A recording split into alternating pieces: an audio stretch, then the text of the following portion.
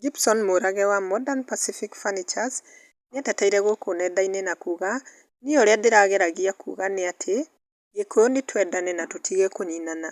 Nduka yakwa ya Naikuru ona thengia wa kũhingũra na mbeca nyingĩ yaninirwo nĩ Mũgĩkũyũ na hau noho ndaugire mũndũ ũtakũĩ ndangĩkũnina. Gwakwa gwatuthũka mwaki arĩa marĩhanaga hũrwo nenda-inĩ no Agĩkũyũ aitũ. Niĩ ndirarĩ na thĩna na Mũgĩkũyũ ndĩrageragia kuuga nĩtũrĩte njĩra."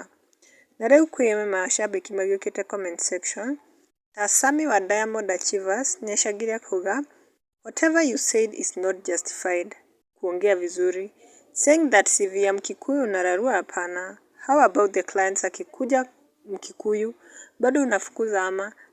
Nake Mary Kabata nĩacangire akauga "You spoke your mind through experience. I support Mũrage, my own brother finished my business and I had employed him. Sai I work with people from other tribes. Gĩkũyũ nĩ gĩa kĩũnũhu."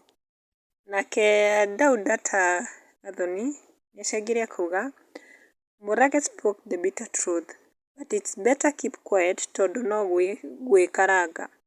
You are speaking the truth but sometimes silence is the best." Nake Mary Maina nake nĩaugĩte "Pride comes before a fall."